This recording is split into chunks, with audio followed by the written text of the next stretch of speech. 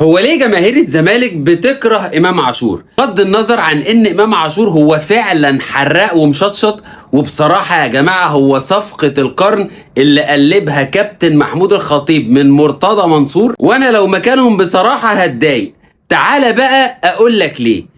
امام عاشور بالارقام وبالاداء هو افضل نص ملعب موجود في مصر، ويمكن من افضل اللعيبة اللي موجودين في افريقيا في مركزه في الوقت الحالي. لاعب نص ملعب زي ما قال الكتاب، بيوصل المهاجم بكرة زي ما انت شايف كده بالظبط، كرة واحدة يوصل المهاجم هو والجول. بيشوط من اي حتة في الملعب، مدافع بيمينه او بشماله، زي كده المدفع اللي شفناه النهاردة يا جدعان عالمي. حاجة كده ما شفناهاش بقالنا كتير قوي في النادي الاهلي. ده غير طبعا انه بيلعب بقلب وغيور كده على تيشيرت النادي الاهلي، ولا كأنه مولود في التتش يا اخي.